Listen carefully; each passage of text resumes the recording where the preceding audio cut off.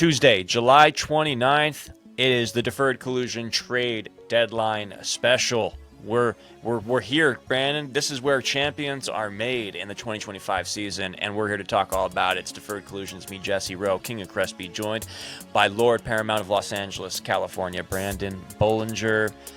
Brando, what's up, baby? How are you?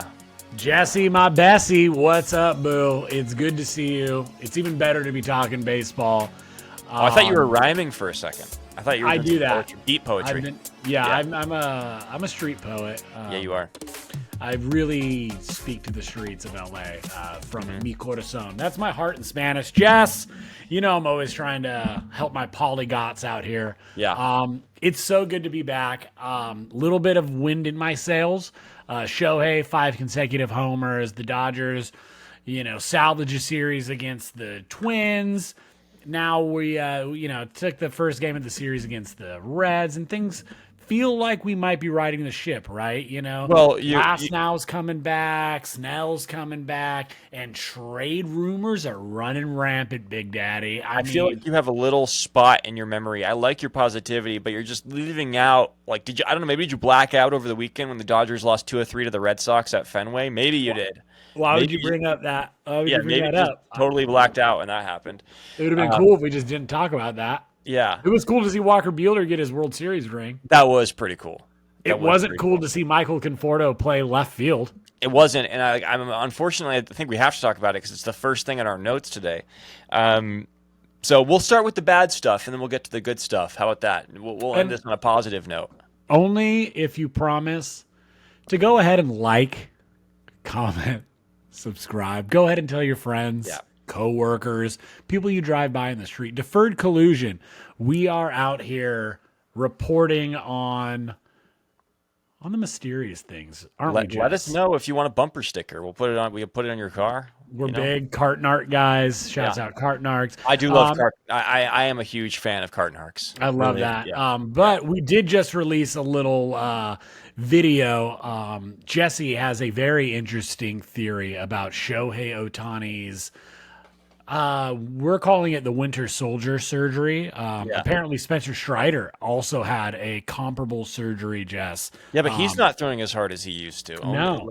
But I did see some good points because I was making the point that nobody has 2 Tommy Johns and throws harder after the second one. Like, yes, after the first one, it happens a lot. Guys throw harder than before. Buehler is a famous case, Strider, but not after 2. Mm-hmm. But somebody did make the point that Jacob deGrom is throwing 100 miles an hour this year after his second Tommy John. So I stand corrected. That's fine. But who knows? Maybe he also got the Winter Soldier surgery, and this is like a new thing that pitchers are doing because it's hard to get a lot of information on exactly what it is that Shohei got. So yeah, I'm convinced that he was given not cadaver parts, but actually ligaments from former Japanese pro baseball pitchers. I think he's got a little Nomo in there, whoever. They're harvesting some dead bodies in Japan. Yeah, that's where's Yu Darvish been, dude? Answer, riddle me this, Jess. He drank some adrenochrome, dude. All right, so. Let's just start off with Boston series really quick because it started off pretty good. Dodgers got the win, and then they played some pretty bad baseball. I mean, look, we got baseball a little bit in that series. That stadium, it's a beautiful stadium. That stadium sucks. That stadium, like, you hit, they love to talk shit about the short porch in right field at Yankee Stadium. I mean, there were like 3 or 4 hits that the Red Sox had that were just like little just like fly balls that hit the wall that turned into extra base hits. And I know that Michael Conforto had a pretty good game in the final game, but I made a video about how I think it's just time to let this go, and to make a move here at the deadline to get an outfielder to improve the defense. I'm actually retracting a previous statement that I made about how I didn't want the Dodgers to give up a lot in the potential Steven Kwan, Emmanuel Clase trade, which we will talk about. But I do think that going after Kwan makes a lot of sense at this point. Conforto's defense is just so god-awful in left field, and it's affecting the way that we can actually construct a roster in terms of a good defensive team, a good fundamental team, because he dropped a fly ball in Boston, misplayed a ball off the monster that led to a run. Yesterday, Yamamoto's on the mound in Cincinnati. He misplays an easy kind of like a little liner towards him a flare that he should have caught, misplayed it, leads to the only run that Yamamoto gave up yesterday. And it's just, I don't care if his offense is coming around. This team needs to get better defensively because the offense isn't really the problem. The pitching isn't really the problem. The problem all year long really has been the fundamental baseball of this team. And part of the reason for that is everybody's playing positions they're not used to playing. Like Conforto is not a professional outfielder anymore. Teoscar Hernandez should not be in right field. You have Ha-Seong Kim and Tommy Edmonds switching, mixing and matching when they're going to play outfield, when they're going to play second base.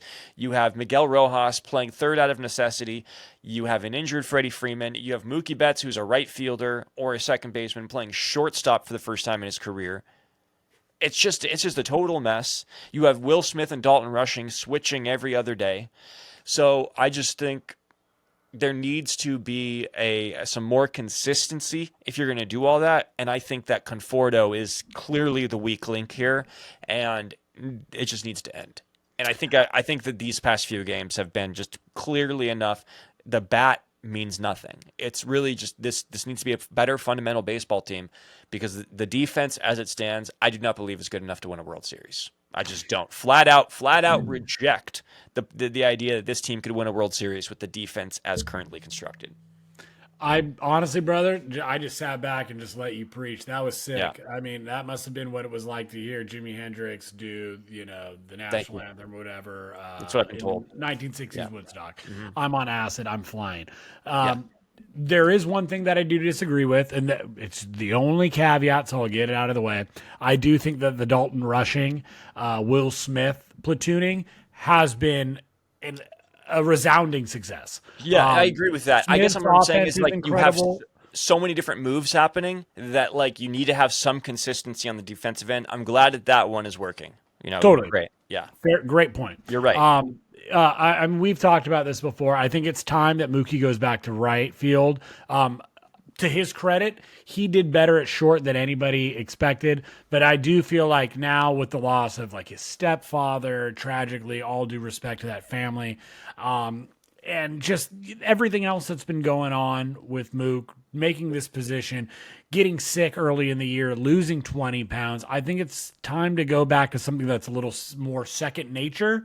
I think so that everything else can start falling into place. Just it's affected his offense. I think you'd agree. Like I totally do. Yeah. I think that if he doesn't get sick and he just has a regular half season and he does great and the offense is still around par, normal for him, I think you leave him at short and just go, hey, this is what we do. But with Teo's struggles in right specifically, I think he's at a negative like 8. I forget what it was on MLB.com. He has a negative. Teoscar Hernandez has a -8 fielding run value in right field. Can't have that. Right field is probably the most, other than center. Left field is the easiest position in the outfield, right? That's historically what it is. It's like the first base of the outfield, and at least in Dodger Stadium, yeah, and so it's just clearly Teoscar is a left fielder. Playing right field and he's been battling injury all year, so I don't want to beat him up too much. I think everyone will agree you just want him ready for September, October. But if that means putting him back in a position he's more comfortable with, it's about time. If that means maybe we get a little bit more production at the bat. With the bat, forgive me. Yeah. All that to say, I completely agree. I think it's time. I know Kim just went down with a shoulder injury.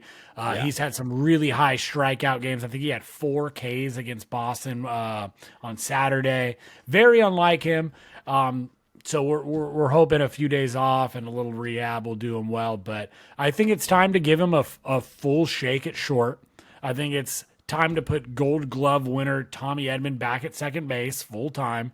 Pages has been great in center field, And, that goes back to the discussion of the trade for Kwan. Are we really expecting Kwan to come take over in left field, and then we have this albatross that is Teo's glove and right, and expect to make a deep playoff run? I don't see it. I know we were getting beat up in the comments a little bit, Jess, about the Clase Kwan trade. I know we're getting a little ahead of ourselves, but I was just saying before the Boston series, I don't know that the Dodgers were just a couple of defensive runs saved in an upgrade from Kwan to Conforto to winning a World Series. I do think they are like getting fucking Teo out of right field it's so important to that outfield's health. Yeah. And since we're talking about health, obviously Mookie's offense is tied right into that. We've got him now in the leadoff spot, bumping Shohei, which I think is the right call, but it's only the right call if your leadoff hitter is, well over a 700 OPS, which Mookie is not. So I don't know.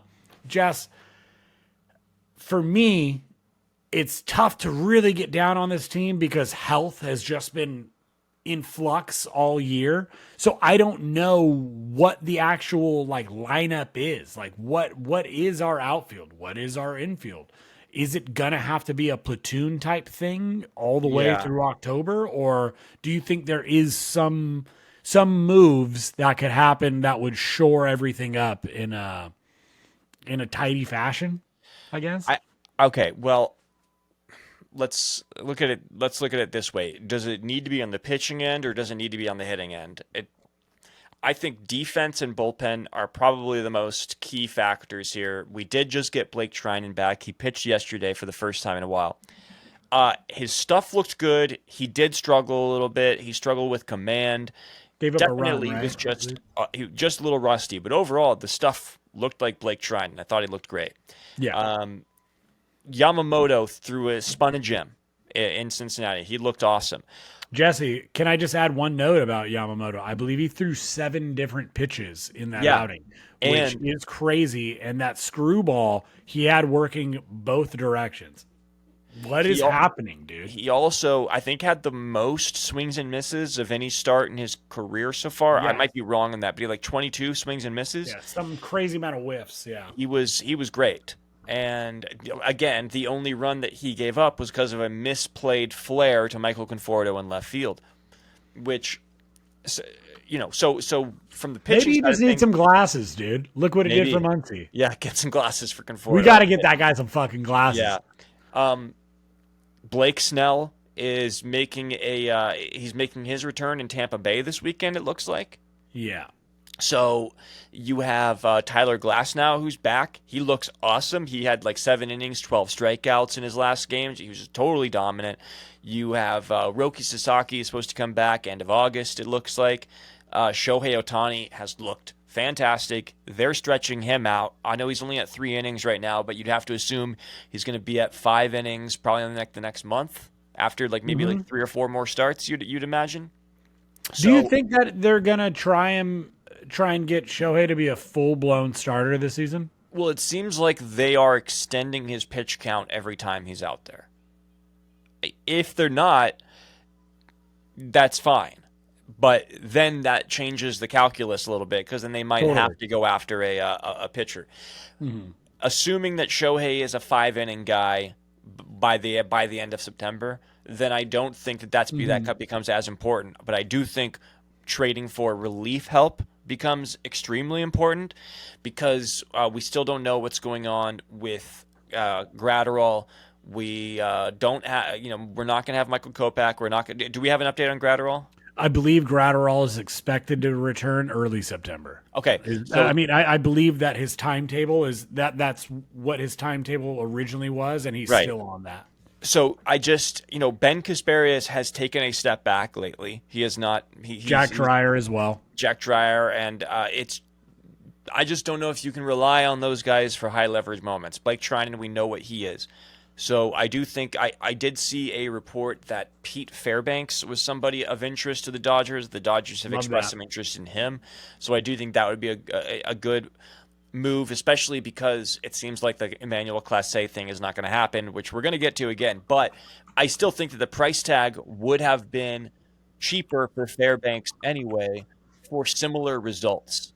And to be honest with you, it feels like another more Friedman move than to Yeah. go after Clase and the blockbuster. Again, not that he's Yeah. available, but again, another guy that he's familiar with. Dodger fans might remember Pete Fairbanks in the 2020 World Series.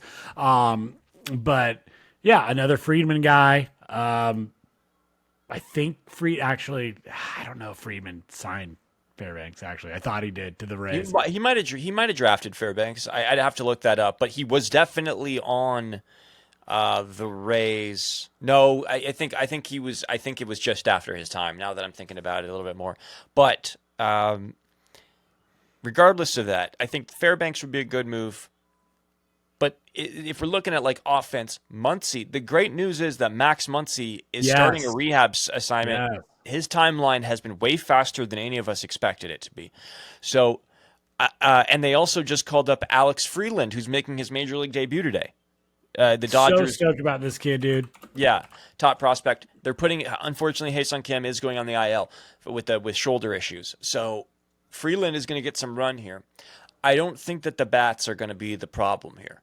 It's defense and it's bullpen, and that's where I would focus this. Now, does that mean that that the only move out there is Stephen Kwan? I know that you just said that you feel like it kind of doesn't make sense if you're moving Teo back to left field. But now that we have this report about Emmanuel Clase, the closer for the Guardians, who apparently is now caught up in a gambling probe by Major League Baseball. He has basically been put on administrative leave for the foreseeable future until the end of August at least, along with Luis Ortiz on the Cleveland Guardians. Sorry, did I say Indians? On the Cleveland Guardians. That he is essentially under investigation for potentially betting on games. Yeah, and there was a video that's been kind of circulating of him missing first pitches of at-bats by pretty significant margins, apparently in terms of the stat called uncompetitive pitches. Something like 17% of his first pitches have been uncompetitive, where the rest of his pitches is only like 5%. So there's some funny business going on where potentially, allegedly, there might have been some bets being made on him throwing first pitch for ball one. Yeah, and I believe this was the same system that caught up his teammate earlier in the year. So it is a little bit damning. Yeah. But Jesse, is this just another nail in the gambling coffin of sports? I mean, I really feel, and I don't know Clase. I've never broken bread with him. But after seeing him get lit up a little bit in last year's postseason and the way he took to social media to show his rings and his accolades throughout his pitching career, it really seemed like a guy who was mentally breaking down, right? Who was really needing to get the public to believe in him again. He was struggling to find self-worth. Hey, man, I can relate to that completely. I'm a human being. I'm a bitch. I'm weak. And that is all things that are in me. Not saying that about Clase, but it was just something I kind of recognized, right? Only saying that, right? He's a pro. I'm a guy.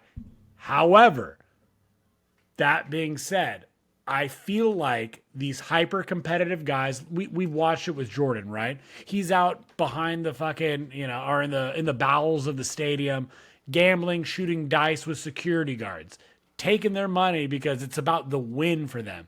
So my point is that I could see a pro athlete who's hyper fixated on winning, like Clase, getting a little extra juice off of winning bets. And what better way to win a bet than something you directly control the outcome of? Yeah. Jeff, am I off base on this or what? No, sure. I mean, I don't know what's inside of Clase's head, but when you watch the video of some of these pitches and you see how wildly inaccurate they are, damning, right? Yeah, it looks like he's trying to miss on some of these pitches. They're spiked. Some of them Yeah. like almost to the grass. Some of them are pulled, and it's I invite everybody watching this video or listening to the audio to pull up some of these pitches in question and look at Clase's body language. To me, that is what's most damning, is that he's looking away, and it's kind of seeming a little overtly cavalier, if you will. You know, Right. it just seems like somebody who's playing off something like, all right, they bought it. Let's get back to work, you know? Yeah, I mean, and again, that's not enough to convict. But if there is an investigation and they find evidence of like text messages, or like a group chat of some kind, or somebody that's making the bets on these, somebody that they know making specific bets that, oh, first pitch will be a ball, things like that. Yeah, man. There's always a paper trail with this stuff. So they're going to look into every relative, everybody in their inner circle, people around them that are potentially tied to Clase, tied to Ortiz, and if they're making those sorts of bets on some sort of DraftKings or FanDuel account, then it's gonna look pretty bad. Now, this is, I think, something that we're seeing more and more. I mean, this just happened with Michael Porter Jr.'s brother in the NBA. He was only playing like something like 2 minutes a game, and he was making bets on basketball. He's been suspended for forever, for the rest of his career. Jesse, what This are is those what happens bets when you called? welcome in, and I know that this is kind of a lazy argument, but I do think that this is a door that you open when you start cozying up to betting sites, because Yeah. who has more control over prop bets? I'm not talking about who wins or who loses. I'm not talking about throwing games. I'm talking about prop bets, specific things. Nobody has more control over those little things, over those little stats, than the players do themselves. So when you make these prop bets so easy to do, when you make them like so Dude. profitable from the betting odds standpoint and accessible, you're opening the door to this. And Major League Baseball can act all they want about being angry about this, and Clase should be suspended if he did this. It's no question about it. It's against the rules. But just like the steroid issue, where they turned a blind eye until they decided it was no longer in their best interest to turn a blind eye, Yeah. they are culpable too in this. Totally. So And they have to be. I mean, how many gambling, ads do you hear whenever you're watching anything sports related? There's Yeah. always a bet. And how social is it now, right? You see people like, dude, y'all should have made this bet. Look, oh, I almost hit this parlay. Oh, whatever. There's this like, I don't know, gambler's fallacy to it, where it's very romantic and it's fun and like, yeah, again, every day, like BR betting, like Bleacher Report betting, they post like this guy was one win away from winning $300,000, turning $10 into 300 grand. yeah, it's you like see it all the time. he pulled That's a out great too point. early, like that sort of thing, and like that's what she said. So either way, that's gonna be a nail in the coffin of the Emmanuel Clase trade. Jesse, what it will be the end of Clase's time in Cleveland. I mean, this is It could be baseball, Brandon. Like Look, do not look, rule out the possibility that this is the end of Emmanuel Clase's him- career him- if they can prove it. Yeah. him being traded was the Yeah. end of his time in Cleveland, and he was going to fetch a huge price. An organization as smart as Cleveland and as frugal, they were going to maximize the value out of Clase, and that wasn't going to be in another season. We all saw the writing on the wall with last postseason. There's a shelf life to closers, and especially elite ones. As a Dodger fan, we've all watched Kenley Jensen. We watched him become this ultra elite guy through 2015 and what he did against the Nationals, and then 2016 it really felt like, oh, this is going to be our year, and then we got buzzsawed by the Cubs, and then 17 he's our guy. Oh, he's given up home runs in the game 2 of the World Series, and whatever. My point is, it's this thing where closers are the heavyweight boxers of their time, right? They're Tyson until they're not, right? Until they're punch drunk. Yeah. Exactly, because any 7 to 9 hole hitter is going to be Buster Douglas launching one out in the 7th, 8th, 9th inning And it's like, it's a story we just see repeated year in, year out, Yeah. like that's the whole shit on Kershaw. It's like, oh, you're so good. Well, why aren't you so good in October? It's like, guy's been pretty good, but the stats and the wins don't line it up. But the bigger story, the whole story is a little bit Yeah. bigger, I would say. Well, Anyways, no, I agree, and this definitely puts an end on the Clase to the Dodgers talk, because obviously we talked about it on last episode that Clase and Stephen Kwan were a potential package deal going to the Dodgers. That was a reported trade that the Dodgers were interested in. Now that Clase's off the table, maybe Fairbanks makes sense. But in terms of Stephen Kwan, are you still interested in making this move now that it would be a cheaper price, most likely? And if not, what moves would you want to see the Dodgers make coming up 48 hours from now at the deadline? What is the move that you think they need to make most? wow. Regarding Kwan, I think that it would be an immediate upgrade to our lineup and our defense. However, I just don't see the space for him. There is no way Mookie's going to play center. I don't think they're going to keep him at short. But depending on Kim's injury, if he can't be counted on, or if the Dodgers just don't feel like they've seen enough to keep Kim in a regular middle infielder position for the latter half of the season and into the postseason, Kwan makes sense, right? But here's the thing. I don't think that Michael Conforto is being traded. I don't think he can. He's on a 1 year, $17 million contract. Yeah, unless you eat the money. You have to eat the money. And Jesse, I will give Conforto his due. Over the last month, he's batted around 280. So that's a pretty good sample size. But he is still among qualified hitters in baseball in 2025, the worst qualified batting average. Yeah, and I don't care about the offense, as I've said. Like, that's not important to me right now. It really is just like we need to have a better outfield defense, because I don't care how good the offense is. I'm very concerned that the defense just isn't good enough to win games in October. Absolutely. We saw that, how it cost the Yankees games against the Dodgers, and I just think that that's where defense rears its ugly head the most. And yes. I just don't see Michael Conforto being a starting left fielder on a World Series winning team. I could not agree more. Yeah. And I feel as strongly as you feel about that as I do, as I don't see a World Series winning team having Teoscar Hernandez in right field for them. I just don't see it. I will say to that, it makes it better to have Kwan in left field. Like it would be such an upgrade in left field that it does make the defense better. But you're right. It means that Mookie has to stay at short.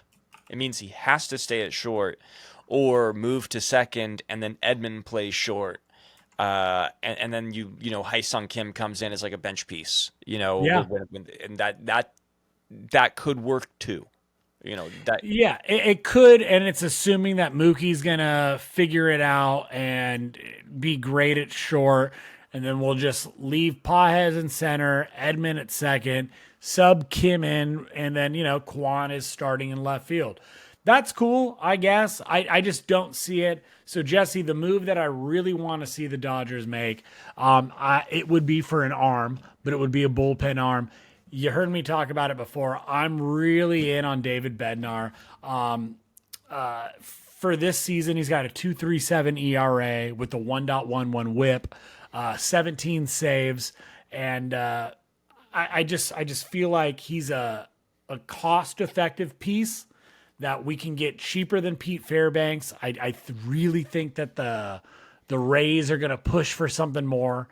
But then again, Pittsburgh could too. But anyways, that's just what I think. I think a little David Bednar, a guy you could put in high leverage situations, a strikeout guy.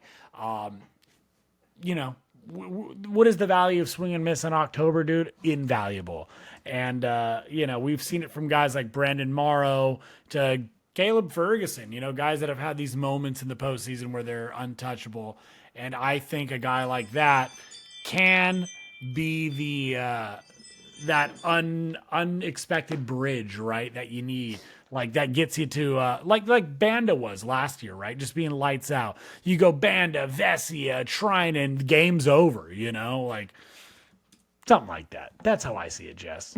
So, what would be your thoughts on playing Kwan in center field? I like your Bednar thing. We've talked about this before, so I'm not going to disagree with you on that. If they go after Bednar, I'm into it. But Kwan could play center field. What would be your thought on that? How many? And moving Pages to right.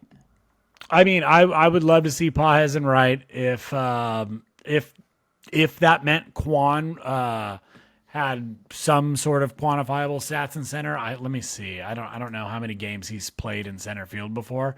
Yeah, I mean he's primarily a left fielder, but yeah, if he's got a sizable amount, like I'm into it. Look, I like Steven Kwan to begin with. I think he's a scrappy dude, elite, contact ability, and I think he's the the straw that stirs the drink, right? I really dig him for that, but I really feel like the price is gonna be a little silly because I think teams like maybe, I don't know, like the Blue Jays could overbid for him. They find themselves in a first place division in the the AL East, where the Yankees are sinking, and I feel like a Kwan could be a huge difference to a Toronto team, whereas he would be like a gain to a Dodgers. I don't know. Maybe I'm off base completely. Sound off in the comments. Let me know what you think. But that's just where I see it. I feel like the bullpen needs a little more bolstering, where I think there's enough in-house solutions and reorganization of the outfield that could serve the same purpose as a trade. If you get a few guys playing their true positions, literally it would be in this position 3 or 4 guys playing true positions regarding Mookie, Teo, Ha-Seong Kim, or Rojas at short, right, and Tommy Edman at second, all basically hinging on Muncy coming back healthy and effective soon. right. And I think that that is obviously a concern. We don't know how Muncy is going to be when he comes back. Just to put a cap on it, Kwan is hitting 287 with a 351 on base, 411 slug, and a 762 OPS. He's got some good numbers, but he doesn't hit the ball very hard. He makes good contact, though. He's like in the 98th percentile of squaring balls up across baseball, and he's like number one. He's like the 100th percentile of whiff percentage. Like, he does not swing and miss. He is a fucking pest. He'd be a great addition to the lineup, to be honest. Totally. It's just a But matter Jesse, of it's a matter of price, and it's a matter of fit, and yeah. Jesse, every one of those advanced stats are why I think that the Dodgers will be priced out. That's why. Yeah, okay, fair enough. Okay, so moving on, what we're going to get into now is our predictions for potential trades. But one last thing to note here is about who may be going out for the Dodgers is Dustin May. There have been reports that he's going to be on the block, that he's probably the biggest in major league trade chip the Dodgers have right now in terms of like impact players that on the major league level the Dodgers could give up to get something in return. Now, whether that be flipping for prospects on our end or trying to get back some major league help in the bullpen or in the outfield, we don't know yet. But Dustin May, rumored to be traded. There was a report from, who was it? Who said that May was taking pictures on the field and that it could be his last start in a Dodger uniform. That was I actually heard that on Dodger Talk with David Vassay. Yeah. Right. I forget after which game. It was last weekend series in LA, but Dustin May and his wife were taking pictures after what could have been his last start in LA. The team that drafted him, that he's won a couple World Series with, but never, I think, really reached his full potential. Some really killer highlights, right? Sweepers against Machado, things of that nature. But injury and inconsistent results kind of plagued Injuries him. mainly. Yeah, because we're never gonna. Yes, there was obviously always inconsistent results, but the injuries, no doubt, two Tommy Johns in 3 years, 4 years. Just sucks. It just sucks. I feel like he was a young guy that had like a really, I don't want to say unique because he was kind of this lengthy power arm, I don't know, makeup, that you kind of see for a little You know what bit. he reminded me of? He reminds me of Logan Webb. But like Oh, I like that. like a harder throwing Logan Webb, and I kind of always saw that as like his ceiling was to be like a Logan Webb, with his pitch type. Like he wasn't going to have a ton of strikeouts, but he was going to pitch to, uh, just overpowering hitters so Totally. that they'd get weak contact, and that was like his ceiling to me, and it's just he couldn't get there. The bottom fell out because of the Tommy Johnson, but he's okay this year. He's a kind of a 6 innings, 3 run guy. Basically, that's what he's maxing out at. I would say 6 innings, 4 runs, but go ahead. Well, the ERA is about like 3.3 per 6 innings. Is it? Yeah. Is it though? So Is it though? it Sorry, depends on that was what we could obnoxious. actually get back for him, but that seems like that's going to be our best trade piece at the major league level. So we'll see what happens there. If that is the last time we ever see him in a Dodger uniform, giving up the home run to Bregman and everything at Fenway, it is what it is. I don't think we were expecting a ton from him this year anyway, but I do think he has Hopes were high. overall, even though he's been frustrating, I think that he has been good enough to what we needed him to be this year in terms of like he's been our best innings eater, dude. Like probably Totally. by a long Totally. shot. Like in terms of guys that are I'm right there consistently with you. eating innings every day, like he's been our best innings eater. So Yeah. Look, the bullpen has been like ranked like 24th in baseball. Starter is not far behind, but like when you're struggling like that, any semblance of reliability is so welcome. So Dustin May, in my book, he's a Dodger fucking for life, really. yeah, I would stop short of a Dodger like legend, but no, he's a Dodger for life, and I got nothing but love for D May. There are rumors of the Yankees being interested in him, but I wouldn't be surprised to see like a D May and a Bobby Miller for some young prospects that we'll never see and some cash considerations. whatever happens with Dustin, we wish him nothing but the best. But we do have a trade deadline coming up in the next 48 hours, so I guess let's just go over our picks for who we think will get moved or who we think would be our biggest blockbusters, like our biggest like game-changing trade. Needle movers. Yeah, needle movers here at the deadline, going forward, and what team you think that they could go to, what player you think are going to get moved. Let's start with you, Brandon. Who do you got? Jess, I've been pounding this drum for a couple weeks now, but the trade that makes the most sense to me is Osuna from the Braves becoming Osuna from the Padres. It just makes too much sense, too much swag. I feel like the Padres offense has been kind of stammering all year. So you get a little protection for Machado in there. Now you have a big three of, with Arise, leading off, but Tatis, Machado, and Ozuna, like that's a formidable head of your Hydra, It makes sense to me, and I think that's what they should go for. There's a lot of talk about the Padres moving on from Cease, so I don't know. Jess, what do you think? So would Ozuna play outfield? Because I'm pretty sure he's DHing, and I think the Padres do need a left fielder. So I mean, they Yeah. might need him to play some left field, which would be very interesting to I say think the they'll least. take those home runs, but Yeah. that left field is god awful. I don't know who they got at DH right now. I think it's like Cronenworth, maybe. So I figure you can find some flexibility. Is in position for Arias him. DHing? He might be. I want to see actually who's DHing for the Padres. Yeah, that's a good interesting. question. I don't know. I'll I do guess this I should really have looked quick. that up before I took my take. Yeah, I don't want to spend too much time on it, but I want to see who's DHing for them because that's super interesting. Let's see, box score.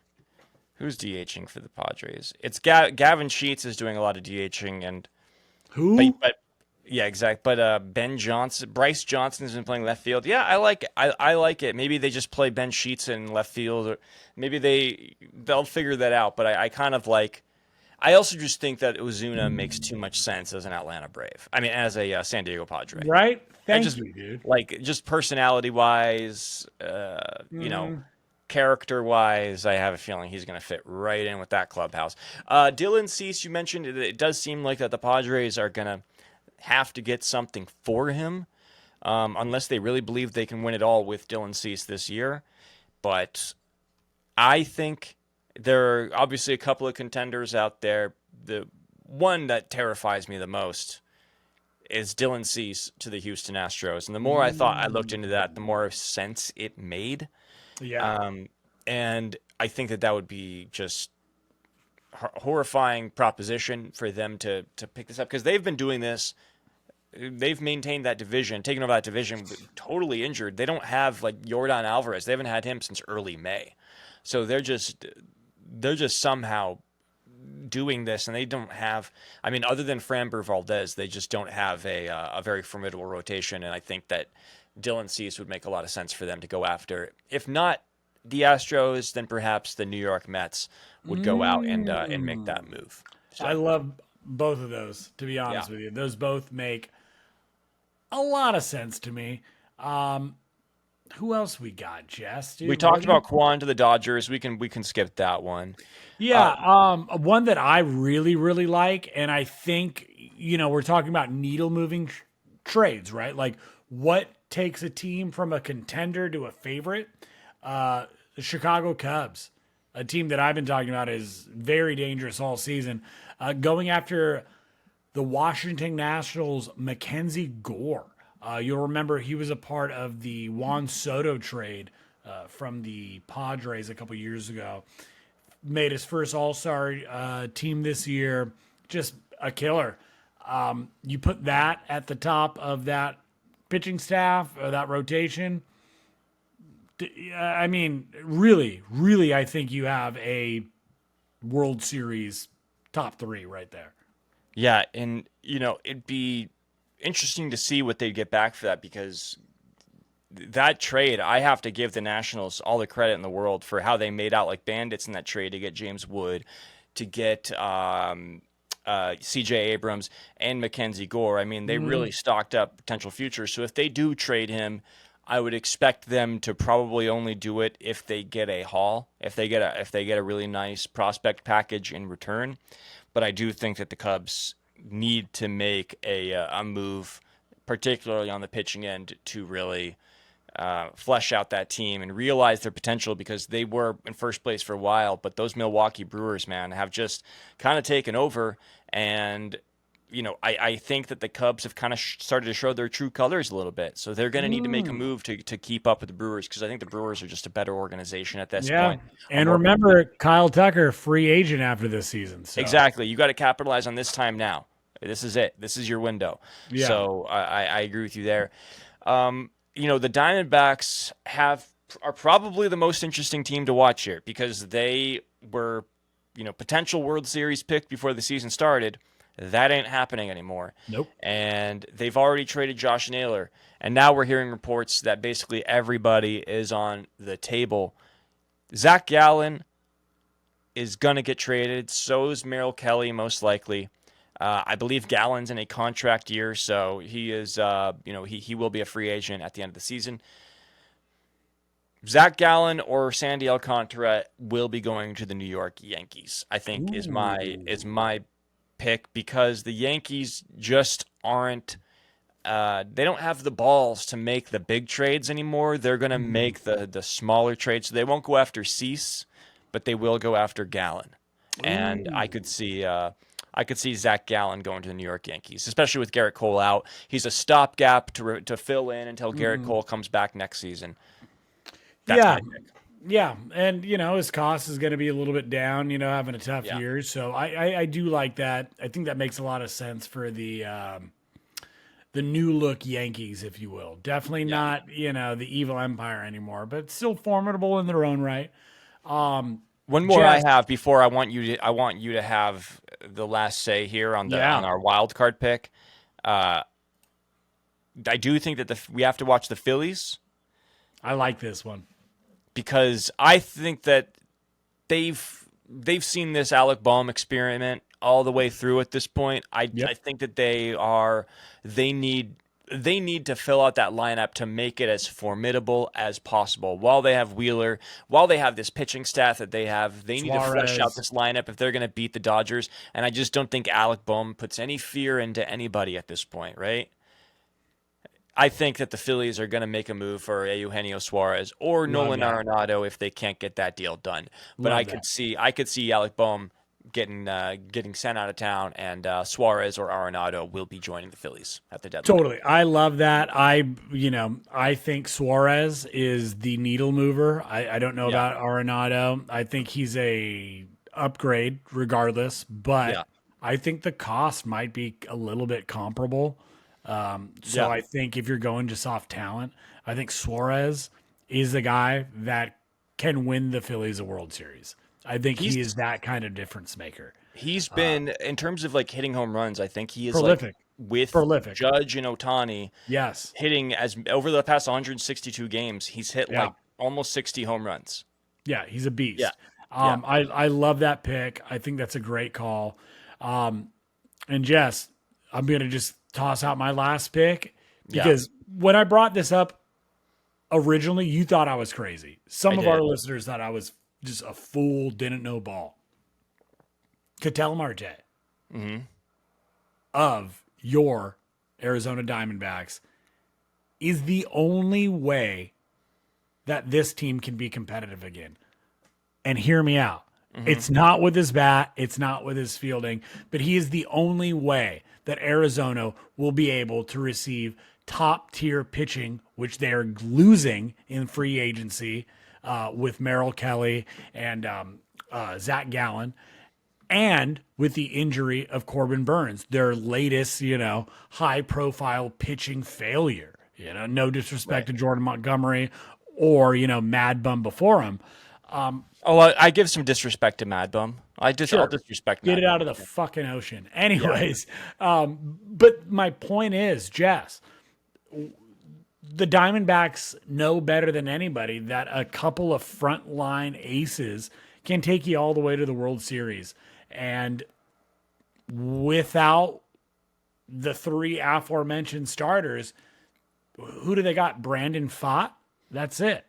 Yeah. So the Diamondbacks, I think, are, in a world of thirst looking for a little quencher, and I think that can come from the trade of a Ketel Marte. Mets make a lot of sense to me, dude. They can absorb that contract. They can give them basically whoever you want from our system, whatever pro talent you need in the interim. They'd be willing to eat cash, dude. What do you think? Am I out of control? What do you think? Well, it makes sense that the Mets would do it because they are looking to build around Soto during this giant Soto contract. They're obviously willing to spend money. Marte signed a 6-year, $116 million contract with a player option in 2031. So you're going to have control for like the next 5-6 years, basically. It makes a lot of sense to go to the Mets. I think they'd gladly move off of Jeff McNeil, maybe move him into like left field or something if they could get Even this have done. him as a bench piece. Yeah. Another option, and I know that they have who's the Red Sox second baseman prospect? Hold on a second. Red Sox second baseman prospect. I'm giving it away right now. Who is the guy that just got sent down? And I'm blanking on him. Whatever. I think that the Red Sox could potentially be a fit for Ketel Marte too. And I don't think it'll happen, but I wouldn't be surprised if they did it. They don't have a second baseman right now.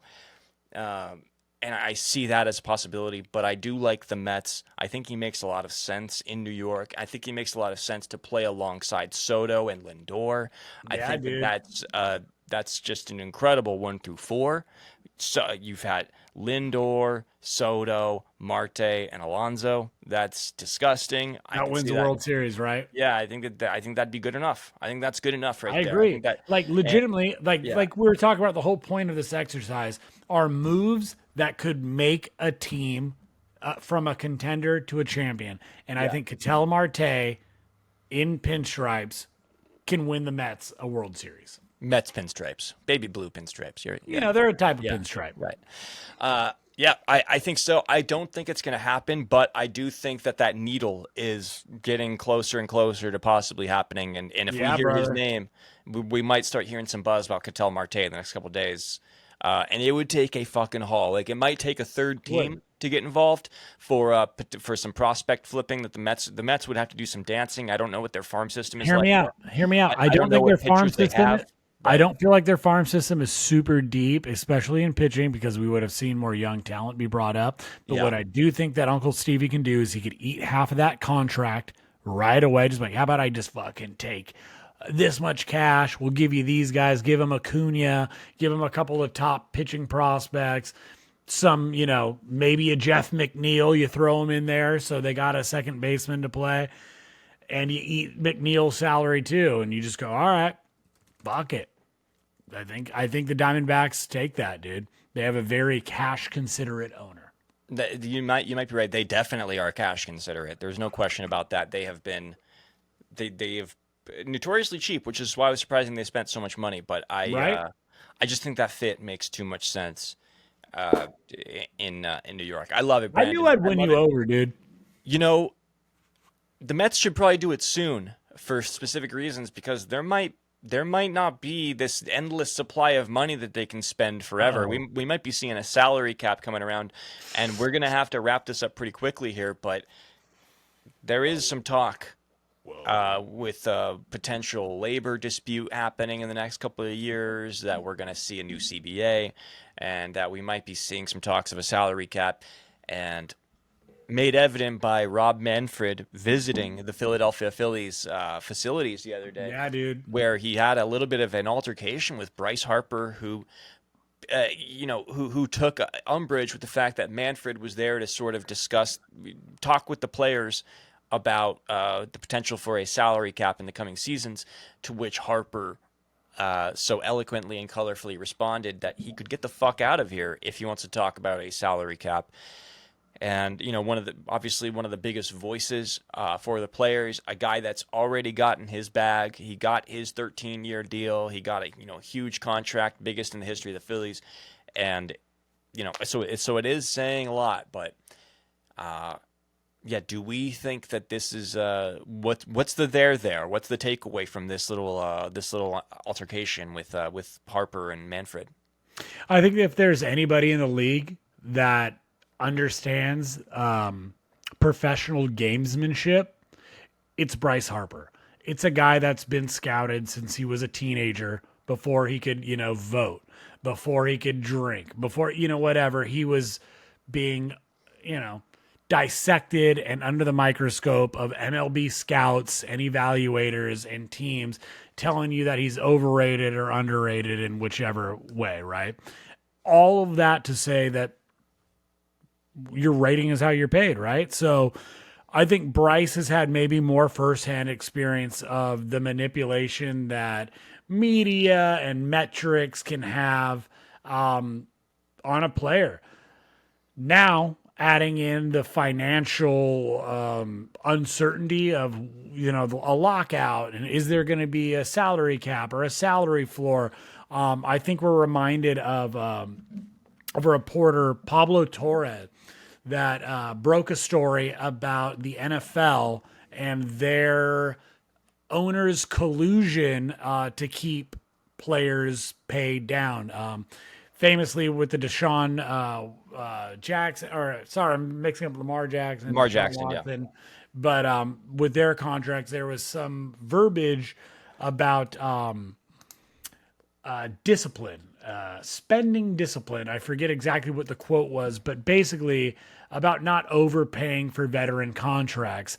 There has been a lot of talk about that in the last few years. In the last few off seasons, we've heard players from Kike Hernandez on down were talking about getting the same offer from multiple teams at the same time and them expiring exactly at the same time.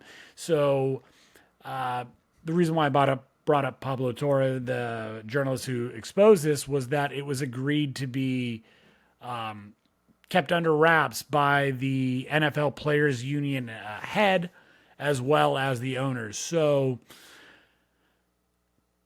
my point is Bryce Harper knows that things can get manipulated, get real dirty, and get real nasty. And anybody that's against the players union, literally negotiating on behalf of the people trying to keep money out of these players' pockets, has no business maybe picking a younger player who doesn't know any better and maybe pressuring him to feel a certain type of way about negotiations.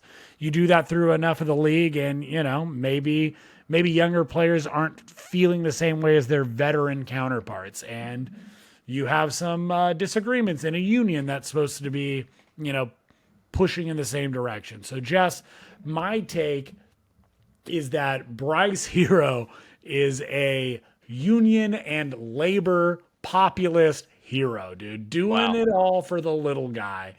We aren't too far removed from major league ball players living in the slums of Brooklyn, being trolley dodgers and walking down past the local butcher shop to go play ball. But Jess, I don't know. I think it's cool. Who doesn't want to tell their boss to fuck off? I mean, look, that's when you've made your money, is when you can do that. You're untouchable at this point. You're not. He knows that he's untouchable, but it speaks more so to me just about the lack of trust between the players' union and the ownership, and that there's just such that the players clearly feel like the owners are operating in bad faith in terms of how they negotiate with the players, and Jesse, to your point real quick, I'm sorry to interject, but there was a work stoppage from concession workers at Fenway during the Dodgers series, literally over just fair pay. People are getting squeezed everywhere, and it's tough to.